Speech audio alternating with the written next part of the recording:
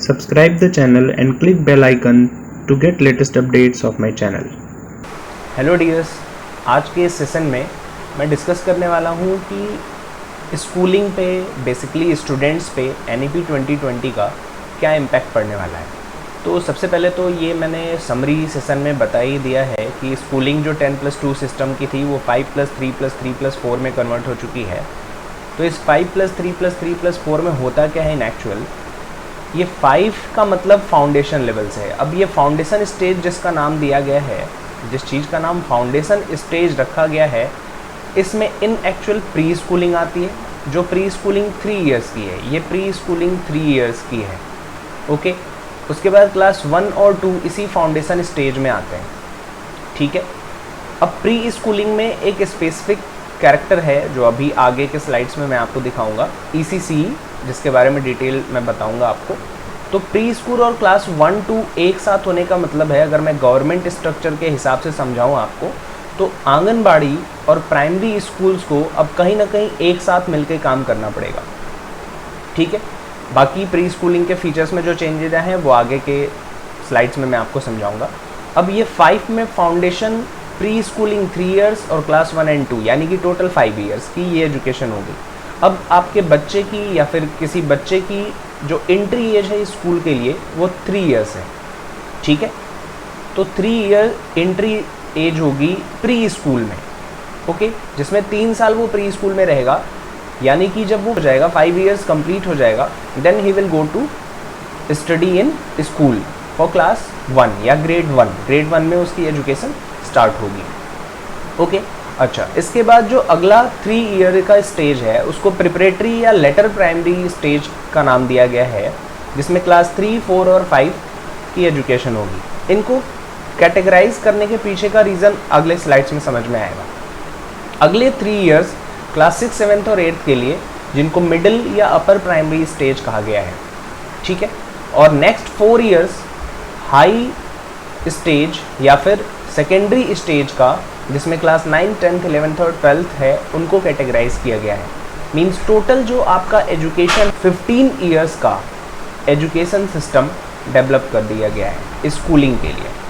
Means जो exit as होगी school से किसी बच्चे की वो होगी 18 इयर्स। अब स्कूलिंग में क्या क्या चीज़ें नई जो इंसर्ट की गई हैं उसको समझना है।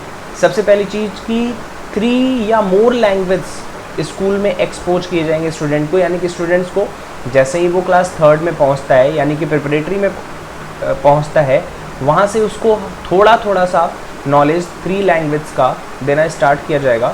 और 6th में जाने के बाद इस पर थोड़ा सा और इन लार्ज स्केल पे स्टडी करवाई जाएगी, ठीक है। अच्छा, वैसे रिकमेंडेशन जो है कमिटी का वो ये है कि 8th तक के बच्चों को मदर टंग में या होम लैंग्वेज यानी कि जो लोकल लैंग्वेज है उसमें पढ़ाया जाए, लेकिन एटलीस्ट क्लास 5th तक तो पढ़ाया ही जाएगा, ठीक है।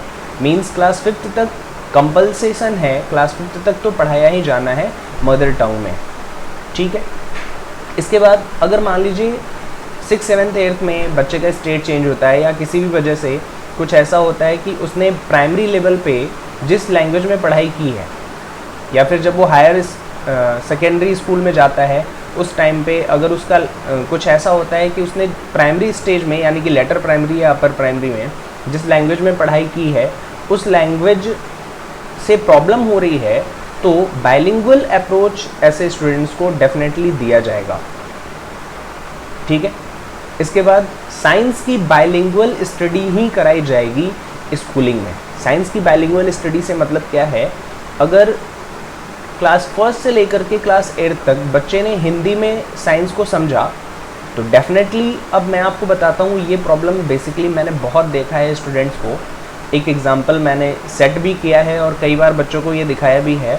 जब बच्चा क्लास 9th में आता है और मैं उससे बॉयलिंग की डेफिनेशन बताता हूँ, 10th में बॉयलिंग की डेफिनेशन बताता हूँ और उसको बॉयलिंग की डेफिनेशन पूरी याद हो जाती है, फिर मैं उससे पूछता हूँ क्या तुमने बॉयलिंग होते हुए कभी देखा है, तो 70% स्टूडेंट्स कहते हैं नहीं देखा है। जबकि मैं उनसे जब पूछता हूँ क्या तुमने किसी चीज़ को उबलते हुए देखा है, तो 100% स्टूडेंट्स बताते हैं कि हाँ मैंने उबलते हुए देखा है।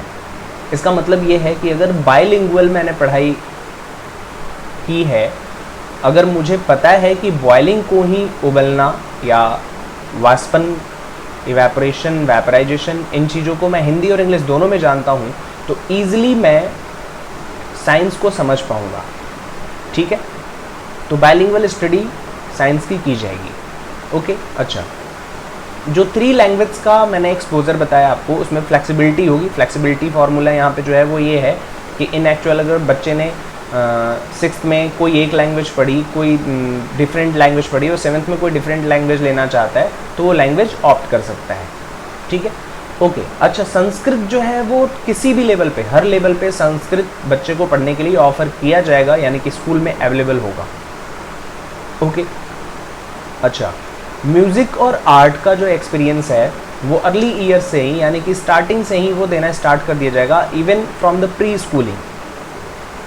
डिफरेंट वेज में म्यूजिक और आर्ट का एक्सपीरियंस बच्चे को दिया जाएगा। ओके, अच्छा, और कोई एक स्टडी स्कूलिंग में आर्ट की डीप स्टडी के लिए बच्चे को इनकरेज किया जाएगा। स्टूडेंट्स को इस बात के लिए इनकरेज किया जाएगा कि एटलीस्ट कोई एक आर्ट मतलब कुछ भी हो सकता है, ये वोकेशनल कोर्सेज का कोई सा भी एक आर्ट, ड्राइंग हुआ, पेंटिंग हुआ, या फिर स्कल्पचरिंग हुआ, या जो भी चीज़ वो करना चाहे, म्यूजिक हुआ, सिंगिंग हुआ, कोई इंस्ट्रूमेंट बजाना हुआ, उसको वो डीप स्टडी के लिए ले सकता है।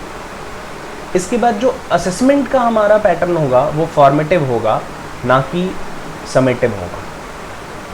अच्छा, ग्रेड 3, ग्रेड 5 और ग्रेड 8 में स्टेट सेंसस एग्जामिनेशन होंगे। State census examination board examination से थोड़े से डिफरेंट है, लेकिन ये अप्रॉक्सीमेटली बोर्ड एग्जामिनेशन आप इनको समझ सकते हैं। ये इसलिए किया गया है क्योंकि अचानक से जब क्लास 10th में बोर्ड एग्जामिनेशन का लोड स्टूडेंट्स पे पड़ता है और 12th में फिर ये लोड स्टूडेंट्स पे पड़ता है, तो लोड साइकोलॉजिकल इम्पैक्ट क्रिएट करता है, जिससे बचाने के लिए स्टूडेंट्स को क्लास 3, क्लास 5 और क्लास 8 में स्टेट सेंसस एग्जामिनेशन में अपीयर कराया जाएगा। ओके, तो मुझे लगता है यहाँ से कुछ चीज़ें समझ में आएंगी। नेक्स्ट में हम पढ़ते हैं कि इन एक्चुअल फाउंडेशन स्टेज का मतलब मैंने आपको बताया था 3 years of pre schooling and grade 1 and grade 2, 5 years की जो फाउंडेशन स्टेज है। तो इसमें देखिए ECCE के बारे में मैं बात कर रहा था, early childhood care and education, इस पर बहुत ज़्यादा फोकस किया गया है। अब ये early childhood care and education में जो ड्राफ्टिंग होगी, जो भी चीज़ें बनेंगी, उसके अकॉर्डिंग टीचर्स को ट्रेनिंग लेनी पड़ेगी। टीचर्स भी ट्रेन किए जाएंगे कि वो अर्ली चाइल्डहुड केयर और एजुकेशन में स्मार्ट हों, और ऐसे ट्यूटर्स को ही स्कूल्स में रखा जाएगा।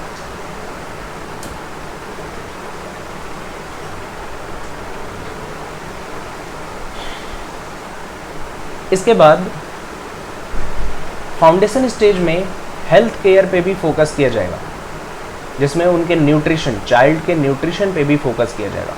अब प्री स्कूलिंग में सेल्फ हेल्प स्किल का मतलब है खुद से तैयार होना, या फिर कुछ चीज़ें जो साफ़ सफाई से रिलेटेड हैं, या फिर कोई प्रॉब्लम है तो उससे खुद ही कैसे खुद को हेल्प करना है, ये बच्चे को सिखाया जाएगा। मोरल डेवलपमेंट भी बच्चे को, यानी कि क्या गलत है और क्या सही है, इसको एक्टिविटीज़ के थ्रू समझाया जाएगा। फिजिकल डेवलपमेंट एक्सरसाइज और मूवमेंट के थ्रू करवाए जाएंगे।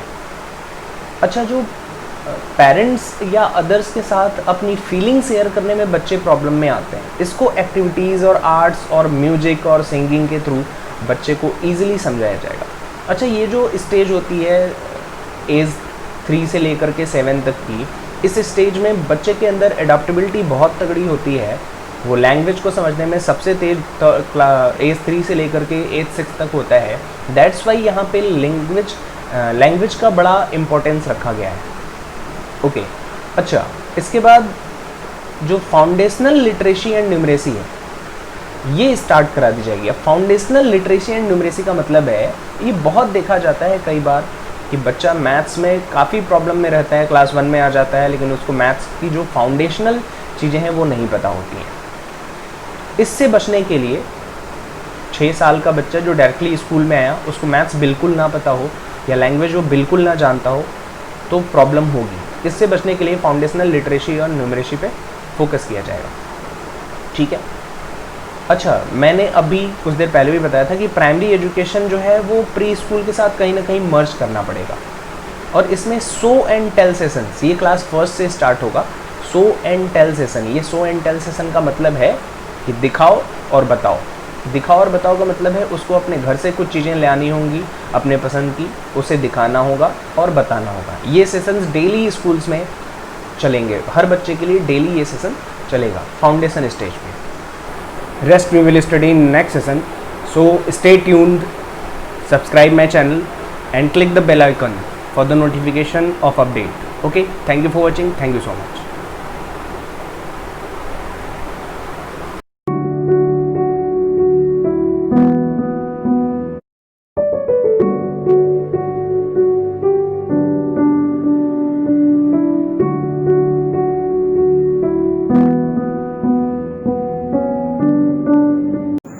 Subscribe the channel and click bell icon to get latest updates of my channel.